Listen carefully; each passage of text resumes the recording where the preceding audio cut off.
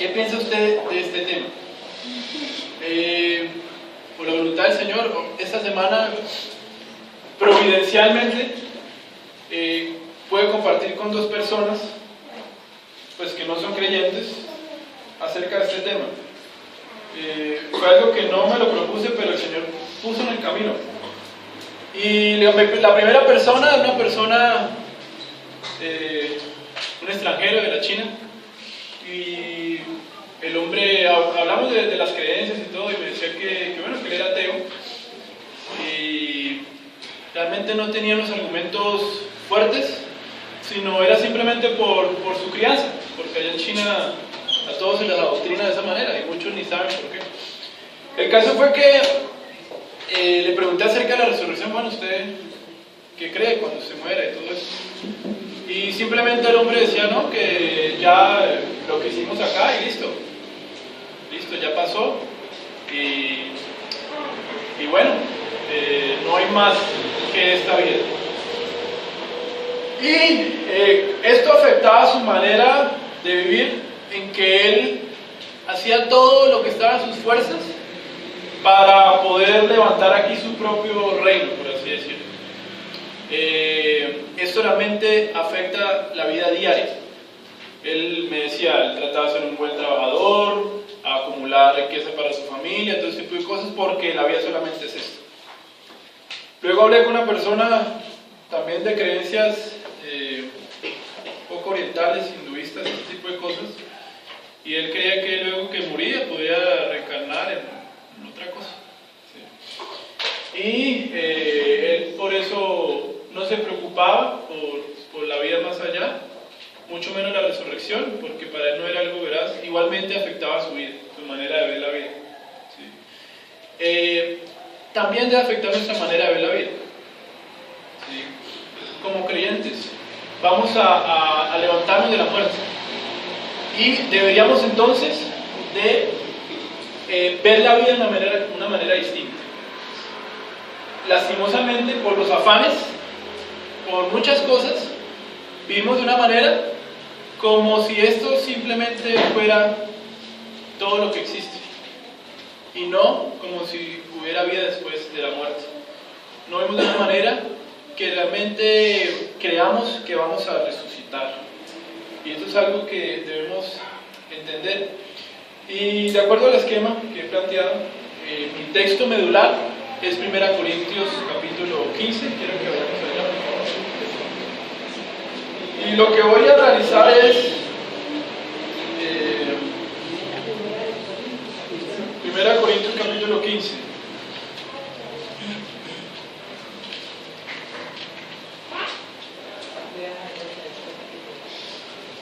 Vamos a ver todo el capítulo, pero lo que voy a hacer es breves comentarios de algunas secciones de Corintios, hermanos. Mi idea no es profundizar en temas como cómo va a ser nuestro cuerpo específicamente, con qué cositas y cualidades de ese tipo, porque muchos nos quedamos allí. Bueno, que nuestro cuerpo de qué edad va a ser, no sé qué, vamos a tener recuerdos del perrito, de mi mamá, No, realmente la resurrección, como vamos a ver, tiene otro propósito más profundo para nuestras vidas. Dice la Escritura, 1 Corintios capítulo 15. Ahora, hermanos, quiero recordarles el evangelio que prediqué, el mismo que recibieron y en el cual se mantienen firmes. Mediante este evangelio son salvos si se aferran a la palabra que les prediqué. De otro modo habrán creído en vano. Porque ante todo les transmití a ustedes lo que yo mismo recibí, que Cristo murió por nuestros pecados según las Escrituras, que fue sepultado, que resucitó al tercer día según las Escrituras, y que se apareció a Cefas y luego a los 12. Después se apareció a más de 500 hermanos a la vez, la mayoría de los cuales vive todavía, aunque algunos han muerto. En este contexto de Corintios, el apóstol Pablo viene hablando de las dones de la iglesia, de la preeminencia del amor, y tal parece que en ese momento había un problema con el tema de la resurrección, porque había personas que creían y estaban enseñando que no había resurrección de los muertos. Y no era simplemente un tema teológico simple, que no tuviera repercusiones. Era algo realmente profundo lo que estaban declarando esas personas. Y hoy día hay grupos religiosos que niegan la resurrección de los muertos. ¿Sí? Ejemplo de esto, por ejemplo, los testigos de Jehová. Ellos no creen en la resurrección como tal. Y en estos primeros 6 versículos se nos muestra algo muy importante, ya que se nos habla concretamente del Evangelio. Y debido a los problemas que se estaban presentando en esta iglesia naciente y a las confusiones, le es necesario al apóstol Pablo recordar a los corintios el Evangelio que ellos han recibido. Ese Evangelio que trae salvación para todos aquellos que ponen su mirada en Cristo. Pablo habla de la esencia del Evangelio. Primero, él nos habla de ¿qué? De la muerte de Cristo, conforme a lo dicho en las Escrituras por los profetas del Antiguo Testamento. Luego nos habla de la sepultura de Cristo.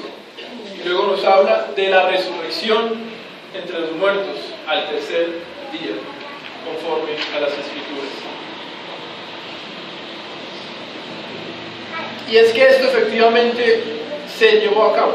Hubieron testigos de este acontecimiento. Yo creo que fue algo que a más de uno le reventó sus pensamientos, ver nuevamente a su Señor, a Cristo. Y esto es algo que muchos no comprendieron, y aún hoy muchos no entienden este tema, de que Cristo se haya levantado de los muertos.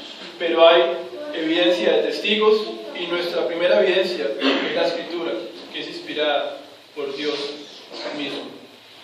Sigamos con el versículo 7 al 11. Dice: luego se apareció a Jacobo, más tarde a todos los apóstoles, y por último, como aún nacido fuera de tiempo, un abortivo, se me apareció también a mí. Admito que yo soy el más insignificante de los apóstoles, y que ni siquiera merezco ser llamado apóstol, porque perseguía a la iglesia de Dios, pero por la gracia de Dios soy lo que soy. Y la gracia que Él me concedió no fue infructuosa, al contrario, he trabajado con más tesón que todos ellos, aunque no yo, sino la gracia de Dios que está conmigo. En fin, ya sea que se trate de mí o de ellos, esto es lo que predicamos, y esto es lo que ustedes han creído. El apóstol Pablo entonces aquí nos relata de la gracia que él ha recibido por medio de Cristo. Inicia hablando entonces de la aparición de Cristo a los apóstoles, y luego también más tarde que Cristo apareció a él como un abortivo. Estos pasajes reflejan un fuerte cambio que tuvo Pablo en su vida, y estoy seguro que ningún fariseo, compañero de Pablo, hubiera creído estas palabras en el sentido de que, Pablo, sabemos quién era Pablo antes de conocer a Cristo. Un hombre celoso de la ley, reconocido por otras personas, con un gran maestro delante de los hombres, pero vemos acá esa declaración de Pablo que denota humildad. Dice Pablo: no soy digno de ser llamado apóstol. Esta es una reacción de alguien que ha tenido un encuentro con Cristo realmente, un corazón que ha visto la gloria y la grandeza de Dios. Mientras Pablo no se creía digno de ser apóstol, hoy muchos se ofenden porque no se les reconoce como tales. Y hoy muchos pretenden ser apóstoles. Pablo ni siquiera se creía digno. Y él sí que tenía marcas del apóstol, tenía señales apostólicas. Pablo pasó de ser un hombre orgulloso por su conocimiento y celo de la ley a verse como un esclavo que ha trabajado realmente para Dios duramente, pero no confiando en su brazo, sino en la gracia de Dios. Pablo se encontró con Cristo. El resultado: una vida rendida a su servicio, la muerte en este mundo. Versículos 12 al 19, dice la Escritura: ahora bien, si se predica que Cristo ha sido levantado entre los muertos, ¿cómo dicen algunos de ustedes que no hay resurrección? Eso es lo que estaba ocurriendo en ese momento, lo que se estaba enseñando. Si no hay resurrección, entonces ni siquiera Cristo ha resucitado. Y si Cristo no ha resucitado, nuestra predicación no sirve para nada, como tampoco la fe de ustedes. Aún más, resultaríamos falsos testigos de Dios por haber testificado que Dios resucitó a Cristo, lo cual no habría sucedido si en verdad los muertos no resucitan. Porque si los muertos no resucitan, tampoco Cristo ha resucitado. Y si Cristo no ha resucitado, la fe de ustedes es ilusoria y todavía están en sus pecados. En este caso, también están perdidos los que murieron en Cristo. Si la esperanza que tenemos en Cristo fuera solo para esta vida, seríamos los más desdichados de todos los mortales.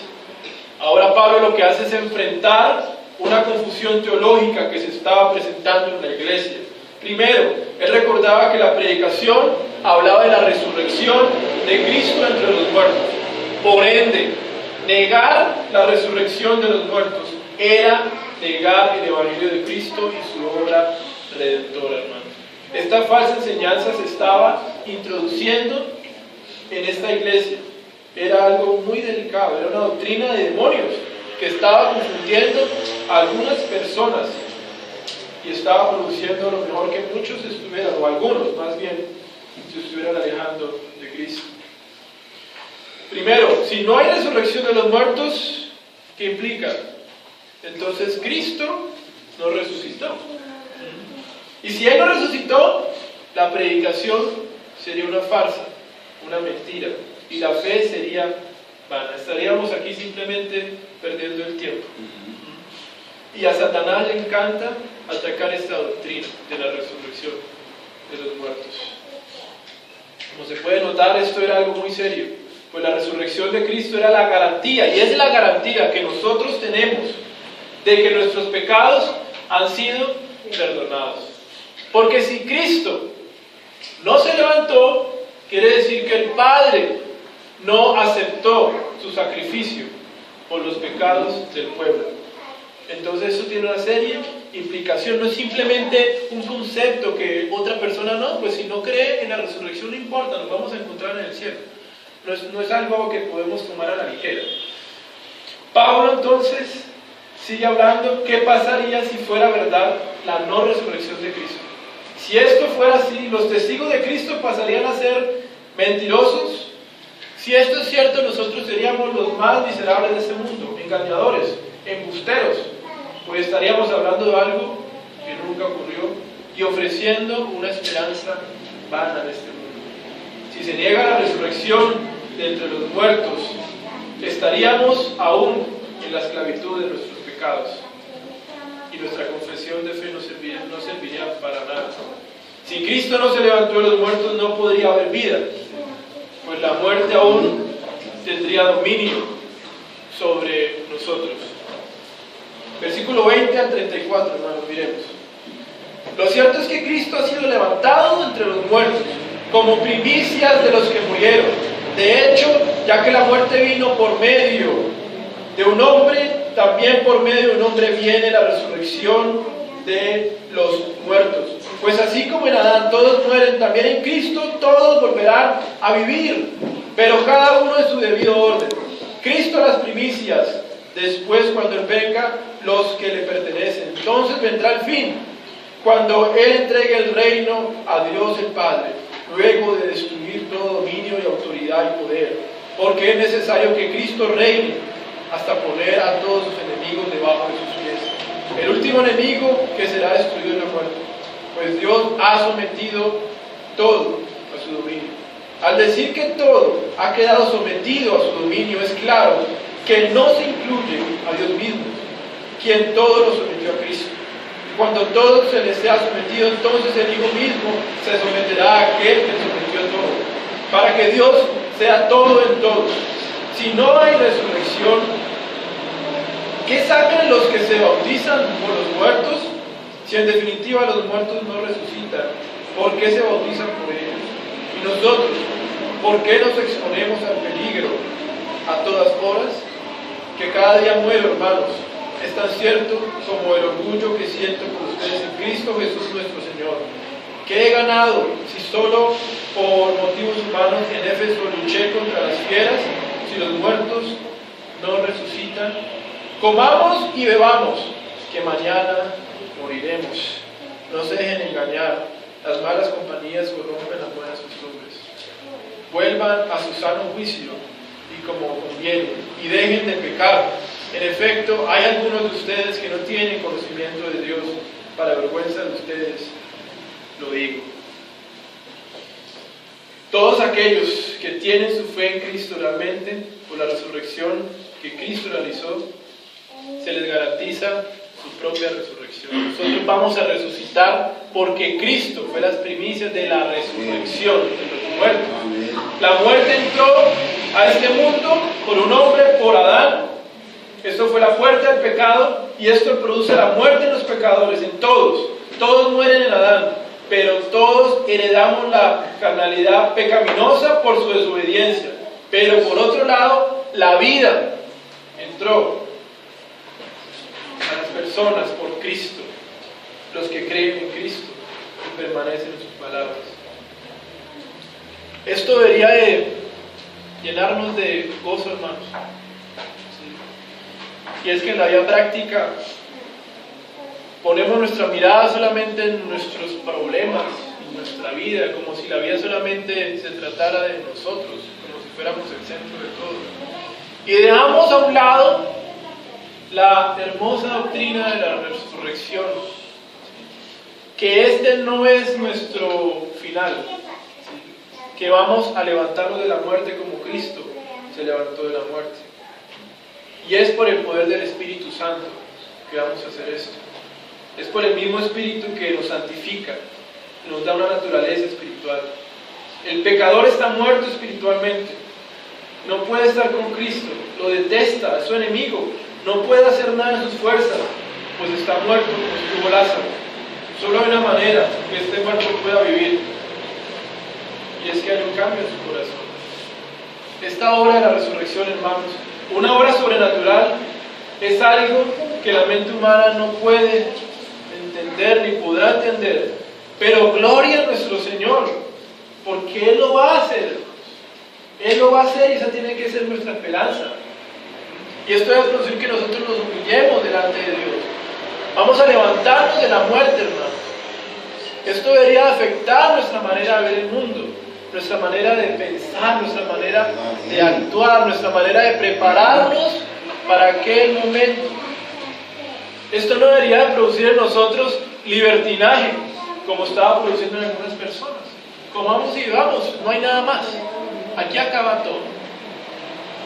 Pero no es así. Los cuerpos resucitados serán cambiados y llenados de gloria por medio de la obra del Espíritu Santo. No tenemos que sembrar entonces para la carne, pues esto solo producirá corrupción, más provechoso para el alma y el espíritu. Debemos como hijos de Dios entonces sembrar cosas espirituales, en donde podremos realmente cosechar cosas de bien corruptibles. Y vamos, entonces, sigamos. Versículo 35 en adelante. Tal vez alguien pregunte, ¿cómo resucitarán los muertos? ¿Con qué clase de cuerpo vendrán? ¡Qué tontería! Lo que tú siembras no cobra vida a menos que muera. No plantas el cuerpo que luego ha de nacer, sino que siembras una simple semilla de trigo o de otro grano. Pero Dios le da el cuerpo que quiso darle, y a cada clase de semilla le da un cuerpo propio. No todos los cuerpos son iguales. Hay cuerpos humanos, también los hay de animales terrestres, de aves y de peces. Asimismo hay cuerpos celestes y cuerpos terrestres, pero el esplendor de los cuerpos celestes es uno, y el de los cuerpos terrestres es otro. Uno es el esplendor del sol, otro es el de la luna y otro es el de las estrellas. Cada estrella tiene su propio brillo. Así sucederá también con la resurrección de los muertos. Los que se siembran en corrupción, lo que se siembra en corrupción resucitará en corrupción. Lo que se siembra en oprobio resucitará en gloria. Lo que se siembra en debilidad resucita en poder. Se siembra un cuerpo natural, resucita un cuerpo espiritual. Si hay un cuerpo natural, también hay un cuerpo espiritual. Así está escrito. El primer hombre, Adán, se convirtió en un ser viviente. El último Adán en el Espíritu que da vida. No vino primero lo espiritual, sino lo natural, y después lo espiritual. El primer hombre era del polvo de la tierra, el segundo hombre del cielo. Como es aquel hombre terrenal, así son también los de la tierra. Y como es el celestial, así son también los del cielo. Y así como hemos llevado la imagen de aquel hombre terrenal, llevaremos también la imagen del celestial.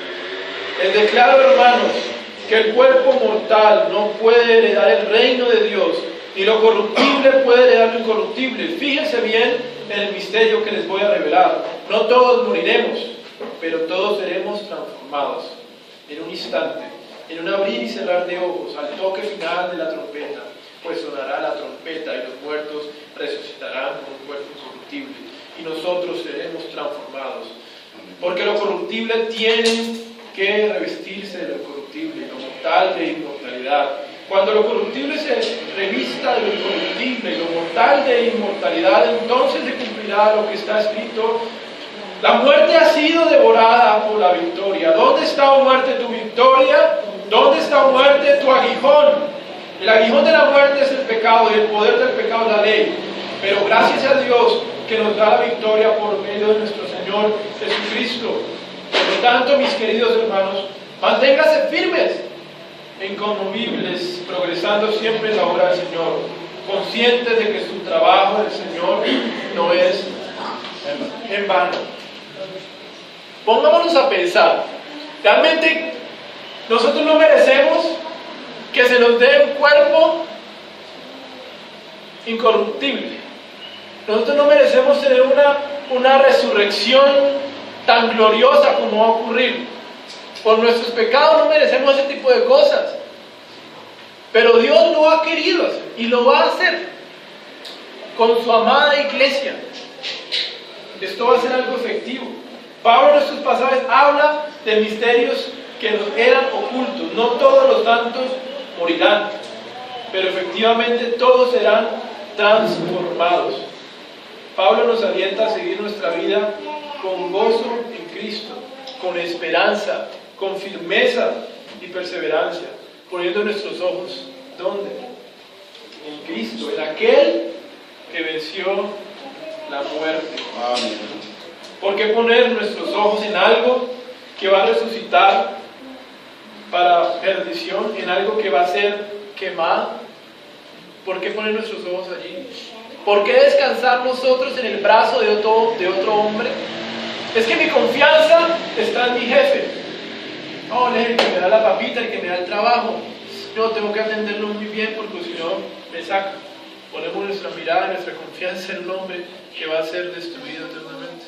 Y no poner nuestra confianza sobre Cristo que permanece para siempre. Y esto es algo que es una lucha. Luchamos con este tipo de cosas. ¿En dónde nosotros depositamos nuestra confianza? Quisiera decir, yo confío enteramente, totalmente en Cristo. Pero hay momentos en que mi confianza tambalea por cosas de la vida. ¿Sí? Es lo que ocurre en nuestros corazones por el pecado, hermano. Pablo nos alienta a seguir perseverando en la fe, a poner nuestra mirada en Cristo, cuya gracia nos permite a personas corruptas y mortales poder llegar a ser incorruptas e inmortales. Qué hermosas palabras de aliento las que encontramos en la santa palabra de Dios. Palabras que muchas veces nos dejamos o nos tomamos el privilegio de no recibir por no ir a la Escritura. Todo esto nos conduce a que nosotros queramos caminar en santidad, a anhelarla con todo nuestro ser. Todo esto debe alimentar nuestro espíritu, el cual no va a ser destruido por ningún hombre ni demonio. A pesar de las aflicciones que encontramos en este mundo de muerte y perdición, podemos exaltar a Cristo, el cual nos llamó cuando éramos muertos, para entonces estar vivos delante de Él y ser transformados conforme a su imagen. Su gran amor nos alcanzó y tenemos la esperanza que Él nos resucitará en aquel día, de donde sonarán esas trompetas de júbilo para los santos de Dios, y nos levantaremos en gloria y al fin podremos tener un cuerpo puro, sin pecado, hermanos. Ese es un breve comentario de lo que está en Corintios acerca de la resurrección. Le invito para que lo estudie en su casa y tiene una Biblia de referencia para que pueda mirar. Quiero que miremos brevemente también lo que relata nuestra confesión de fe en el capítulo 31, parágrafo 2 y 3. Dice lo siguiente: los santos que se encuentren vivos en el último día no dormirán, sino que serán transformados, lo que ya vemos en Corintios, y todos los muertos serán resucitados con sus mismos cuerpos, y no con otros, aunque con diferentes cualidades, y estos se unirán otra vez a sus almas para siempre. Los cuerpos de los injustos, por el poder de Cristo, serán resucitados para deshonra, los cuerpos de los justos, por su espíritu, para honra, y serán hechos entonces semejantes al cuerpo glorioso de Cristo. ¿Qué es lo que nos enseña la confesión en estos puntos, en estos parágrafos? Primero, que va a ocurrir una resurrección general. No solamente una resurrección de los justos, aún los injustos van a levantarse de los muertos. Y esto es algo tremendo. Y vamos a verlo ahorita más adelante. Los que vivan hasta ese día, hasta la venida de Cristo, serán transformados sin el proceso normal de descomposición física, de una vez. Será una resurrección del mismo cuerpo, idéntico en su esencia y sustancia, pero distinto en sus cualidades. Este cuerpo nuevamente se unirá con el alma, donde permanecerá para siempre. Y esta resurrección entonces será diferente para justos y para injustos, hermanos.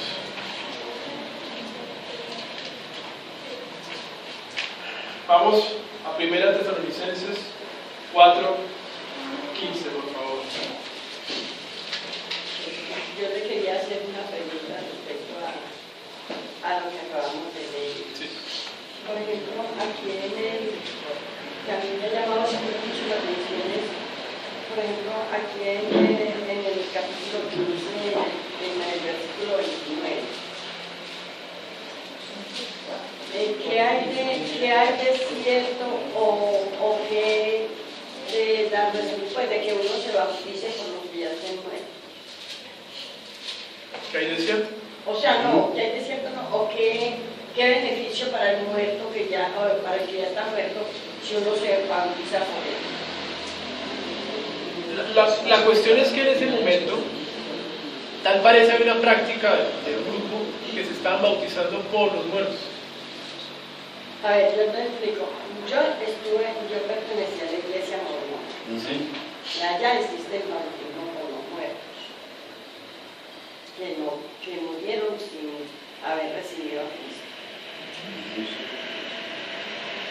Y aquí dice, si no hay resurrección, ¿qué sacan los que se bautizan por los muertos? Sí, vamos a mirar el texto nuevamente. 1 Corintios 15:29. 15:29.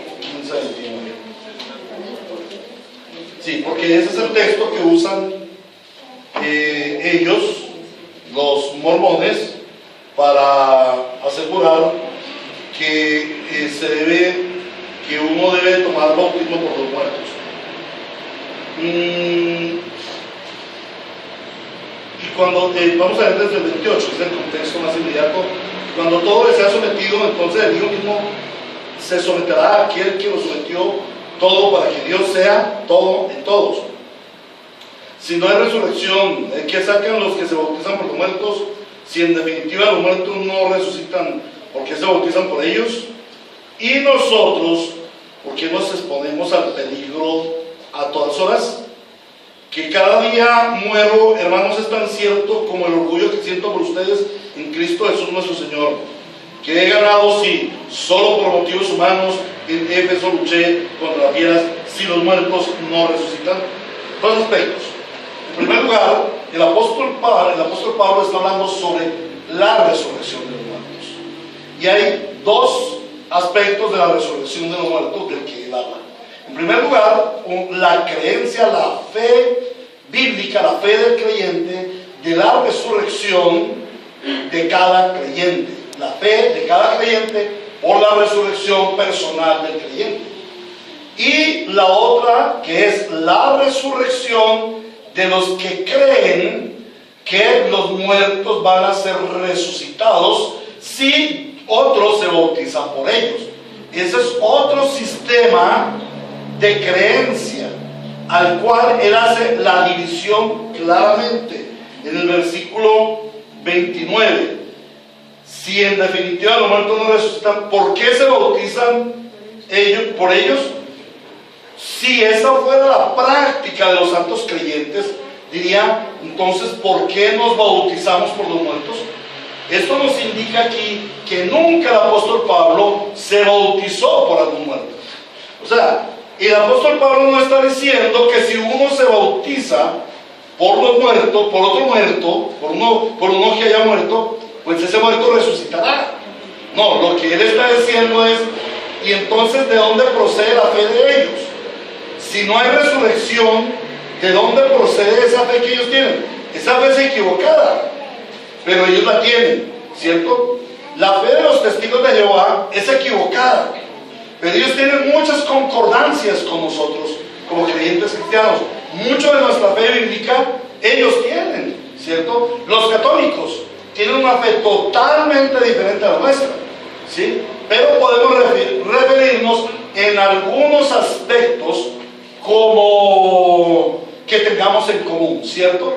Como la fe. Por ejemplo, nuestros amados hermanos presbiterianos podrían decir, ¿y entonces por qué los católicos bautizan a los niños?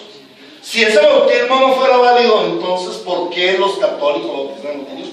No es que los presbiterianos bauticen a los niños por la misma fe católica, sino que el hermano usa el ejemplo de los católicos como eso, como ejemplo. Aquí el apóstol Pablo usa esos que se bautizan por los muertos como un ejemplo de que ellos tienen fe de la resurrección, aunque esa fe no es la fe verdadera. ¿Entendido o queda alguna duda? No. Muy enredado el asunto, ¿cierto? Claro que no era. No, yo no entendí. Ah, bueno. Bueno, gracias. Bueno, antes de ir a Tesalonicenses, vamos por favor a Juan capítulo 5.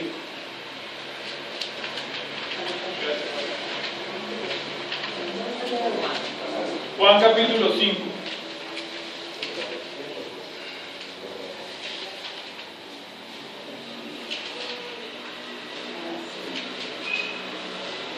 Versículo 28 al 29.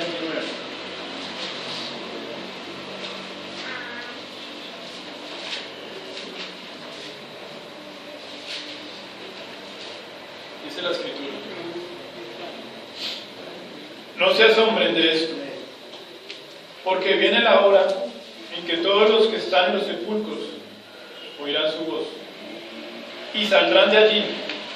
Los que han hecho el bien resucitarán para tener vida, pero los que han practicado el mal resucitarán para ser juzgados.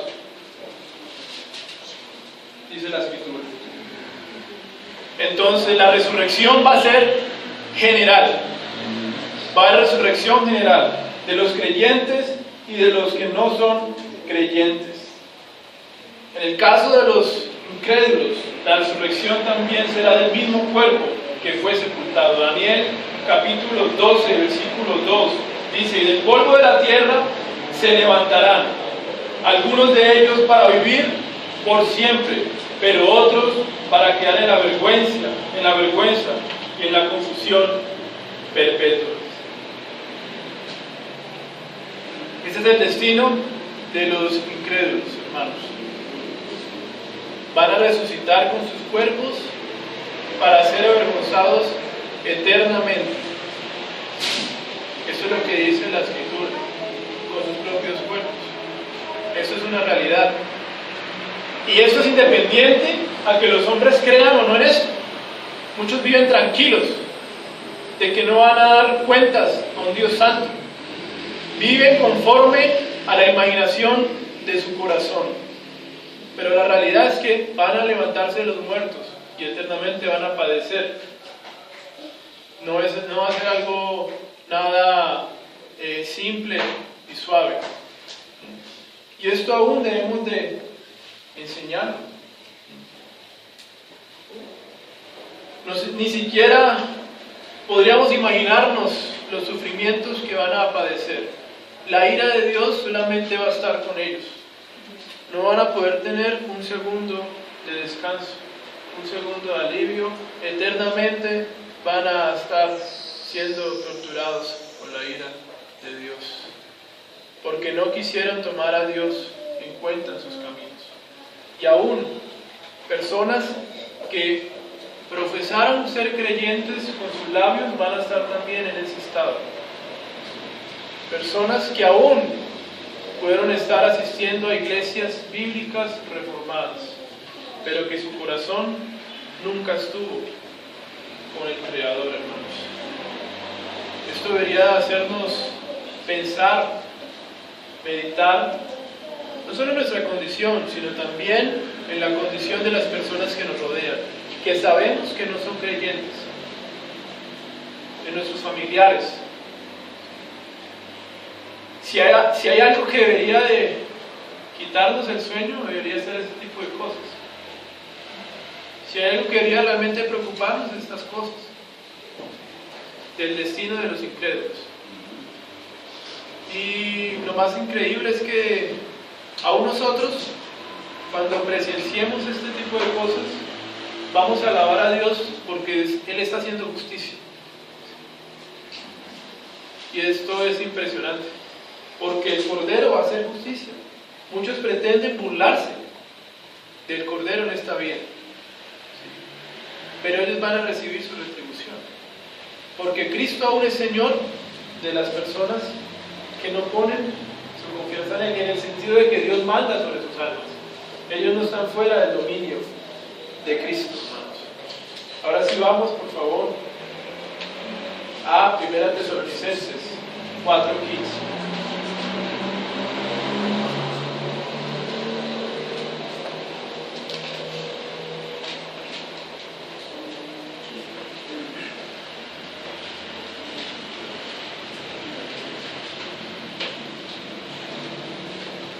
León Reina Valera dice: conforme a lo dicho por el Señor, afirmamos que nosotros, los que aún estemos vivos y hayamos quedado hasta la venida del Señor, de ninguna manera nos adelantaremos a los que hayan muerto.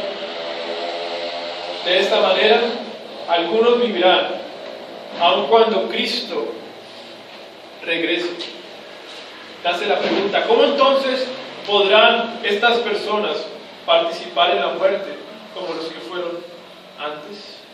En el caso de aquellos que están vivos cuando el Señor regrese, su cuerpo y alma no serán separados, ni tampoco descansará el cuerpo un periodo para descomponerse. No hay razón para imaginar, como lo hacen algunos, que los que aún estén vivos permanezcan vayan a tener una ventaja sobre los demás, por el hecho de que están en el mismo momento en que Cristo venga. Pablo rechaza esta misma noción en el pasaje que acabamos de leer. Dice que los que estén vivos y permanezcan no se adelantarán a los que hayan estado dormidos, muertos. Creemos que esto significa que no tendrán ninguna ventaja sobre los que han muerto. Lo podemos creer por las siguientes razones, hermanos. La segunda venida de Cristo será por lo menos una experiencia tan temible como lo pudiera ser la muerte. Segunda Tesalonicenses, capítulo 1, versículos 7 al 8.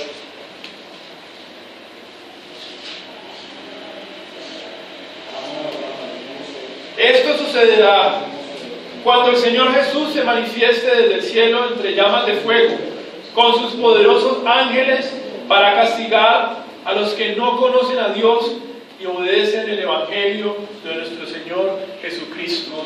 Aquel que vino por primera vez como un corderito, como alguien que lavó los pies de los discípulos, como alguien que sirvió aún a los incrédulos, aún a Judas, quien le traicionó, volverá como fuego consumidor, y no podrán burlarse de él. Será una cosa temible, de impacto aún para los creyentes. ver esa conmoción, pero no tendrán temor de ser castigados eternamente, porque sus corazones serán transformados para más bien abrazar a Cristo. El cambio que sucederá entonces en el creyente que esté vivo y permanezca no será una crisis menos asombrosa que la muerte misma ni la resurrección del cuerpo. Lo que se lleva a cabo por medio de la muerte, el estado intermedio y la resurrección en el día final, también se llevará a cabo de modo repentino y drástico en el caso de los que aún viven y permanecen hasta que Él venga. Ninguno tendrá ventaja, ya que ambos pasaremos por el mismo cambio. Ambos, los que murieron antes, nosotros que vamos a morir, si Cristo no viene en esta generación, ambos vamos a tener una transformación y un fin, que es estar en Cristo con un cuerpo glorificado. Habrá una resurrección física, involucra una verdadera materia terrenal. Habrá algún tipo de continuidad entre la identidad del cuerpo que es sepultado para descomponerse y la identidad del cuerpo que será levantado en el día final. Job capítulo 19, versículo 26.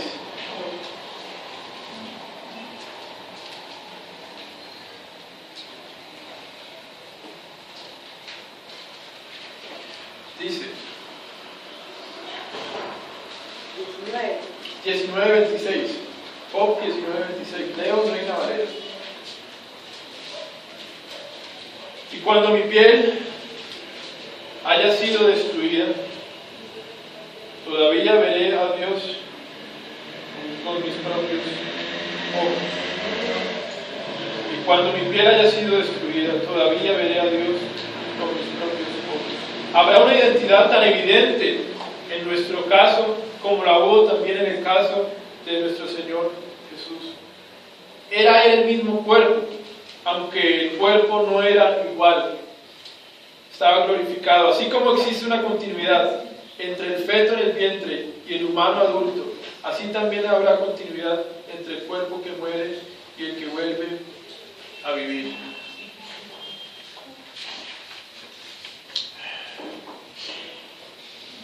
Quiero que para terminar vayamos a Apocalipsis, capítulo 20, por favor.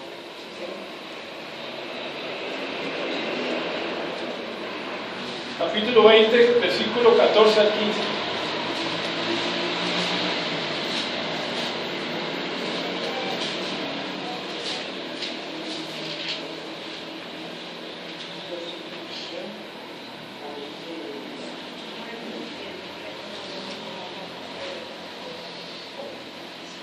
Quiero que lo leamos todos a la cuenta de 3, por favor. Apocalipsis 20, 14 al 15. 1, 2, 3. La muerte y el infierno fueron arrojados al lago del fuego. Este lago del fuego es la muerte segunda. Aquel cuyo nombre no estaba escrito en el libro de la vida era arrojado al lago del fuego. Eso será entonces el final para muchos. Aquellos que están escritos en el libro de la vida no irán al lago de fuego, sino que irán con su cuerpo a la presencia del amor de Dios. Imagínense usted en ese estado. Muchas veces, ¿cuánto no batallamos nosotros con el desánimo? ¿Sí? Con el pecado. Nos levantamos, no queremos saber de nada. Aún pensamos, pero ¿yo para dónde voy? ¿Para qué voy a trabajar? No tengo ganas de orar. No tengo ganas de leer la escritura. Ese es nuestro pecado que hay dentro. La persona que me diga que nunca ha pasado por eso, dudaría bastante de su profesión. Y realmente se da cuenta de la maldad de su corazón. Pero en el cielo, hermanos, con nuestro nuevo cuerpo, no vamos a tener esa lucha con el desánimo. No vamos a tener esa lucha con ese pecado que nos intenta o que pretende alejarnos de la comunión con Cristo. Y eso es lo que nosotros deberíamos de anhelar, esa resurrección para estar completamente en Cristo, sin ningún pecado, sin esa conciencia que nos acuse, sin esos pecados que quieren alejarnos a toda costa del Señor. Esto deberíamos de siempre tenerlo en cuenta. Es dura nuestra vida, sí, es duro el camino, pero este no es el final de nuestra vida. Vamos a estar eternamente gozando del amor de Cristo con nuestros cuerpos. No vamos a ser ángeles con alas, ese tipo de cosas, ¿sí? Sino vamos a tener nuestros cuerpos. ¿Sí? No sé si tendremos 30 años o 25 años, no lo sé, pero no deberíamos de pensar tanto en eso. Debemos de pensar es que vamos a estar con Cristo y lo vamos a mirar con nuestros ojos. Amén. Vamos a orar.